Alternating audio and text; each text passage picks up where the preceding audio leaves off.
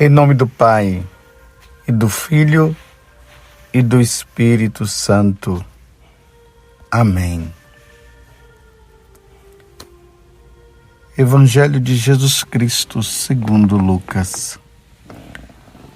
Naquele tempo, Jesus contou uma parábola aos discípulos. Pode um cego guiar outro cego? Não cairão os dois num buraco? Os discípulos não é maior do que o mestre. Todo discípulo bem formado será como o mestre. Por que vês tu o cisco no olho do teu irmão e não percebes a trave que há no teu próprio olho? Como podes dizer a teu irmão: Irmão, deixa-me tirar o cisco do teu olho, quando tu não vês a trave no teu próprio olho?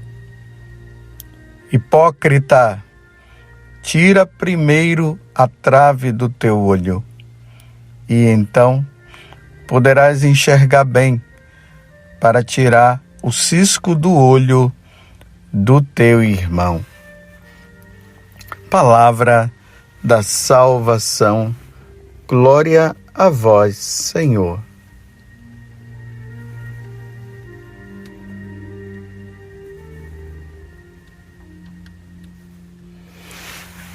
Meus irmãos e minhas irmãs, mais uma vez fazemos essa caminhada com nosso Senhor. E cada dia Jesus ele vai nos instruindo, nos ensinando, nos levando no verdadeiro caminho que nós precisamos percorrer, esse caminho que nos leva para a vida eterna. Nós temos um caminho a percorrer. E sabemos que nessa caminhada, o diabo, aquele que divide, ele vai fazer de tudo para nos desviar do caminho. Porque ele se opõe a Deus. Mas na medida que nós vamos lendo o Evangelho, Jesus ele nos indica o caminho que nós devemos fazer. Jesus nos indica onde nós devemos nos dirigir para chegarmos à estatura do homem perfeito e assim ganharmos o céu. A caminhada não é fácil, mas nós contamos com Deus. Nós contamos com Nossa Senhora, que intercede constantemente para que nós possamos caminhar em direção ao Senhor. E hoje Jesus nos faz essa advertência. Nós estamos no Evangelho de São Lucas, capítulo 6, do versículo 39 a 42.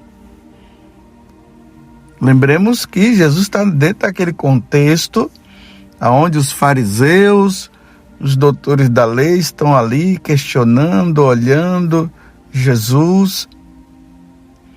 E também estamos dentro do contexto do Sermão da Montanha, segundo Lucas. Então Jesus agora nos faz essa advertência. E veja, é para os discípulos, é justamente para aqueles que iriam levar o Evangelho, a Boa Nova. No capítulo 10 de São Lucas, Jesus vai enviá-los, mas por enquanto ele está apenas instruindo-os. Então Jesus diz o seguinte: pode um cego guiar outro cego? É uma pergunta. Imagine dois cegos caminhando assim, à deriva. É o exemplo que Jesus está dizendo. Eles não têm como enxergar o que está lá na frente. Então um cego pode guiar um outro cego? É uma metáfora que Jesus está fazendo. Não cairão os dois num buraco? E aí agora ele fala, olha, o discípulo não é maior do que o mestre. Todo discípulo bem formado será como mestre. Então quem é o nosso mestre? Quem é? O nosso mestre é Deus. O nosso mestre é Jesus Cristo. Lá no Evangelho de São João, Jesus esclarece isso ali no capítulo 13, naquele diálogo que ele tem com Nicodemos. Ele fala para Nicodemos que ele não veio para condenar, ele veio para salvar. Claro, o julgamento vai se dar depois da morte. Um dia nós seremos julgados, como São Paulo, ele mesmo diz na carta aos Coríntios, que um dia nós teremos que ir diante do tribunal de Deus. Olha, tribunal lembra julgamento. E ali nós seremos julgados por tudo aquilo de bom ou de mal que nós tenhamos feito aqui na terra. Mas isso é depois, nós iremos prestar contas depois. Por enquanto, o Senhor estará apenas nos advertindo, estará apenas nos mostrando, saia desse caminho, não vá por aqui, você poderá cair, sem julgamento nenhum. Então Jesus está dizendo que os apóstolos, os discípulos, nós sacerdotes, aquele que é chamado a levar e anunciar a palavra de Deus, no momento agora não é de julgar, é de salvar.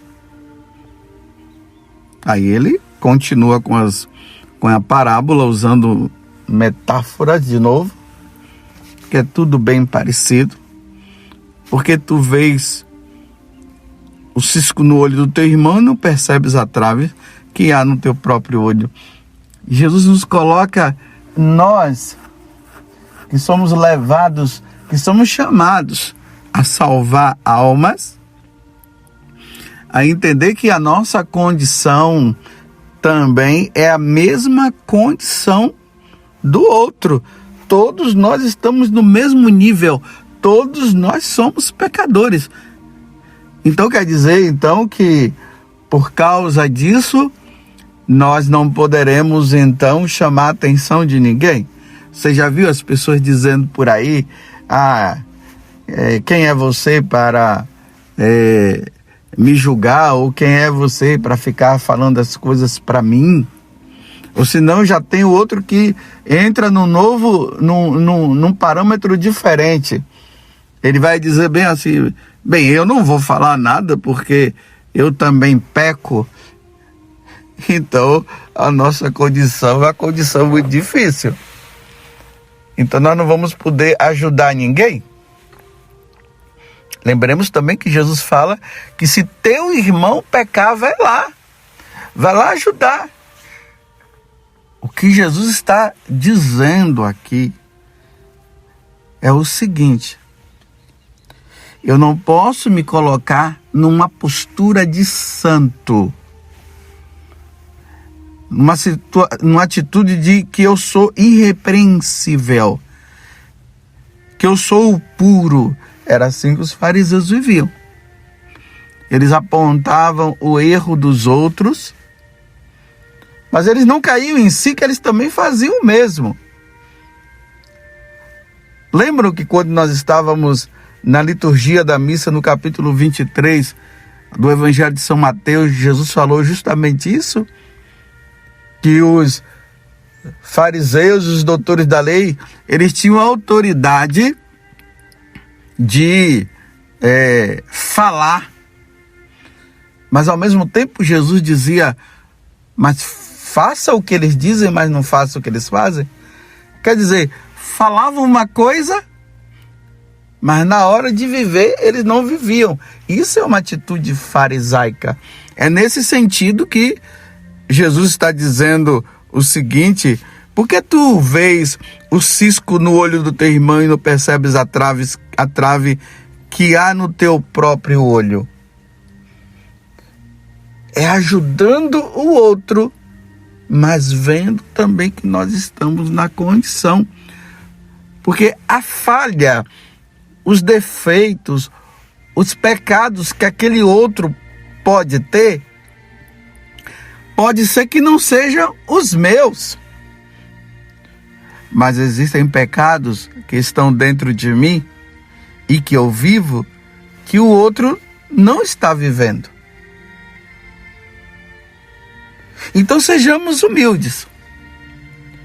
Agora, também não entremos no extremo de nós vermos, porque nós enxergamos as qualidades e também nós enxergamos os defeitos do outro, como o outro enxerga as minhas qualidades e também os meus defeitos. Às vezes tem pessoas que chegam ao extremo de dizer assim, que nós só devemos ver as qualidades do outro.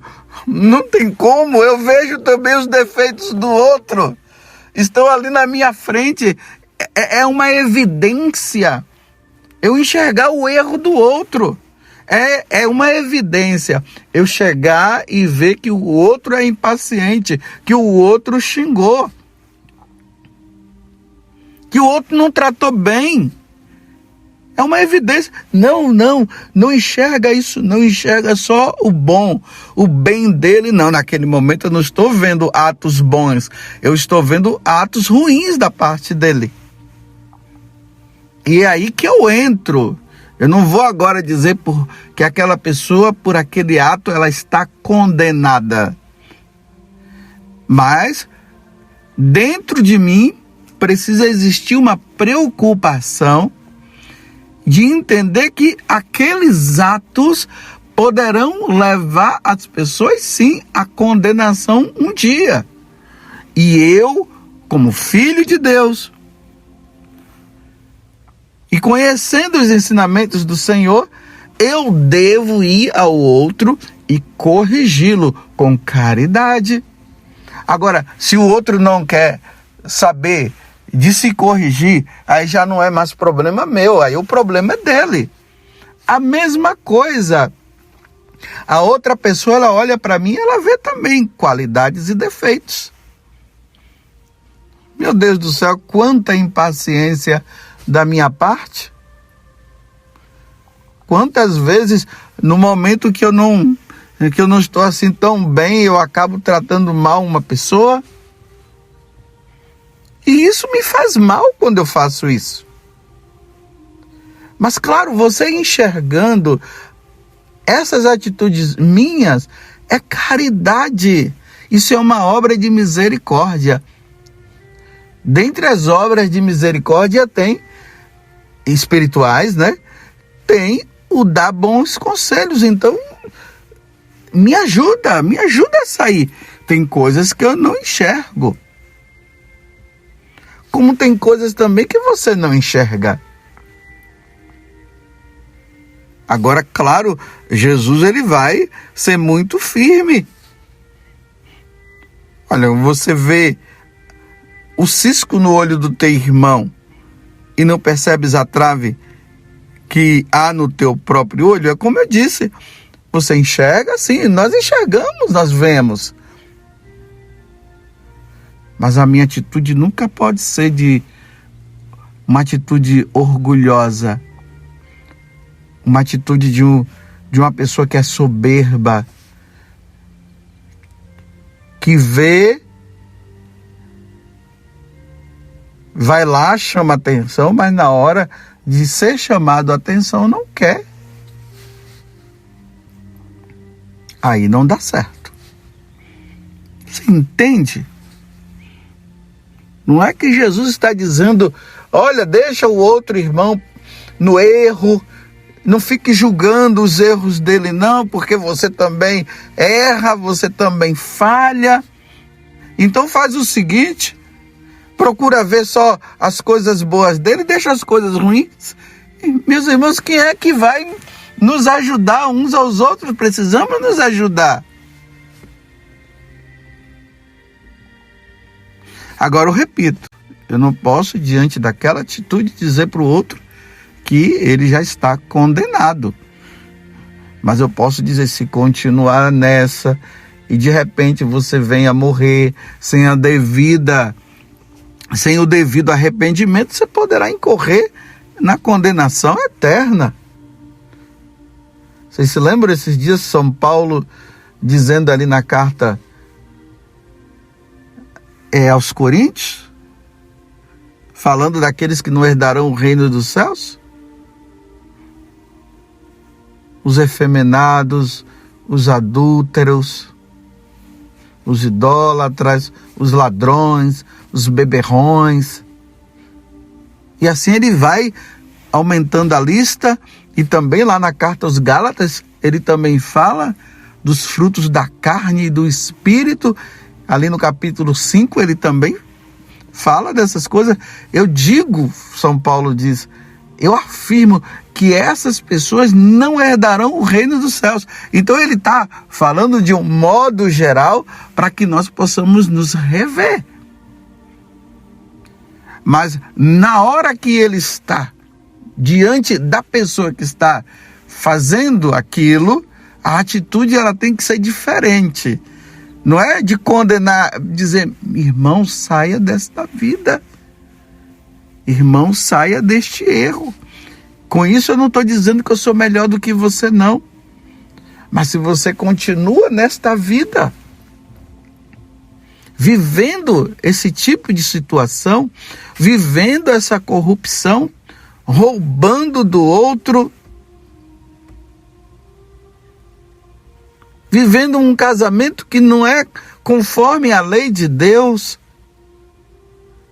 e nessas ideologias de gêneros por aí, e nessa situação de aborto, você continua praticando isso, você está colocando em perigo sua salvação, usando este DIU, usando os métodos contraceptivos, você está colocando em perigo sua salvação. Você está vendo? Você não está condenando, está dizendo, você está colocando em perigo, está alertando, alerta. Sai desta vida, muda. Senão você vai se perder para sempre. Agora, se eu estou praticando a mesma coisa e fico falando o outro e tudo, e me colocando naquela atitude de falar isso e aquilo, mas ao mesmo tempo eu estou fazendo e eu também não mudo, não me esforço para mudar, então não dá certo. Você está olhando o cisco e tem uma trave no seu olho.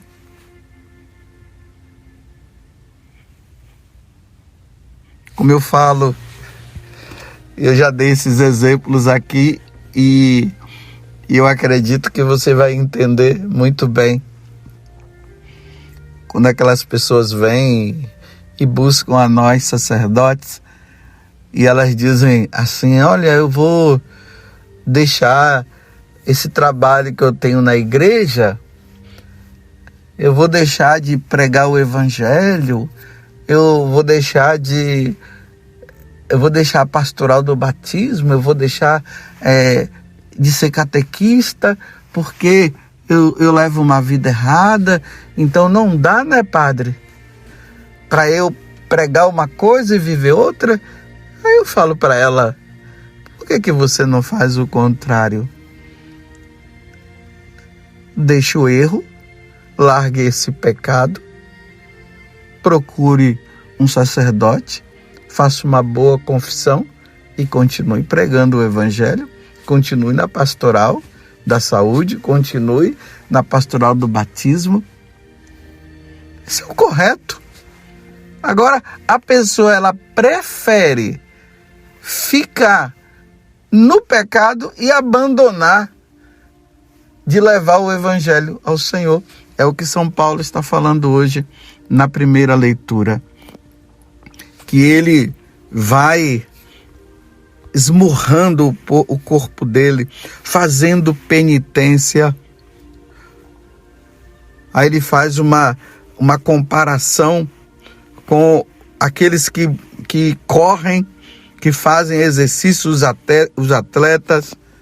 Aí ele diz, por isso eu corro Por isso eu luto, mas não à toa. Eu luto, mas não como quem dá murros no ar. Ele trato duramente o meu corpo e o subjugo, para não acontecer que depois de ter proclamado a boa nova aos outros, eu mesmo seja reprovado. Então, ele não está dizendo que ele vai parar de pregar o evangelho. Ele, numa atitude de humildade, ele reconhece que ele também é pecador.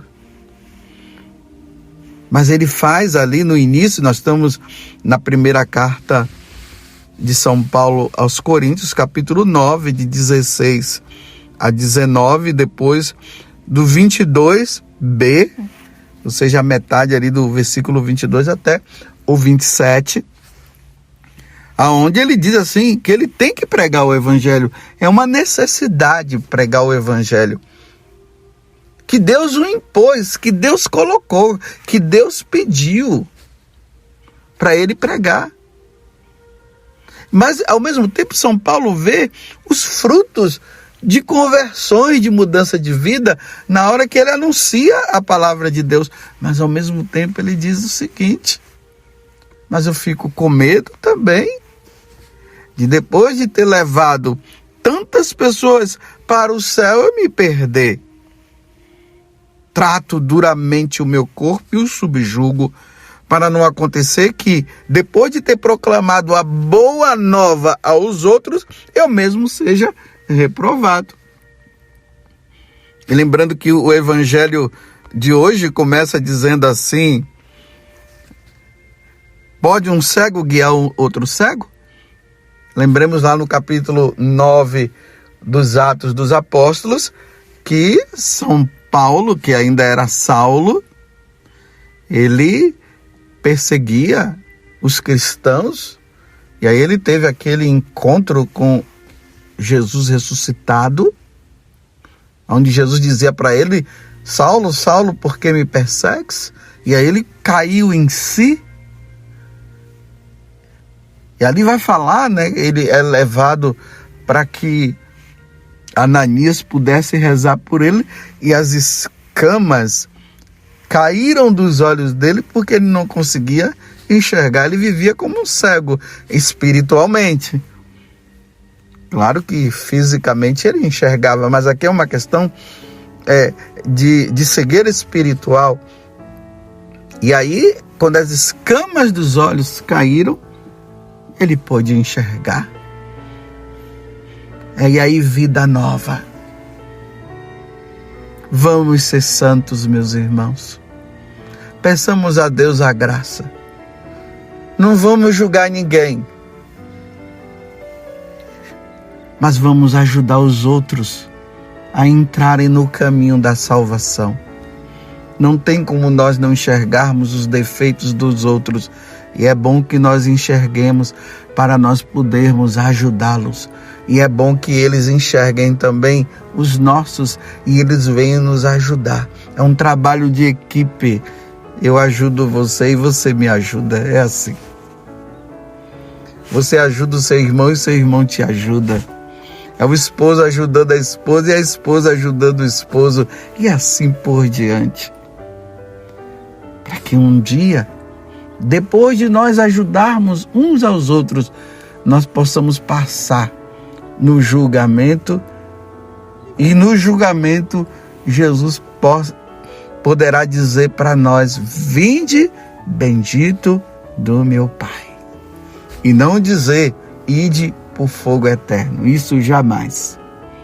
Que Nossa Senhora nos ajude, meus irmãos, por meio da Virgem Maria, saibamos viver e caminhar na santidade. Louvado seja nosso Senhor Jesus Cristo, para sempre seja louvado, e a nossa Mãe Maria Santíssima.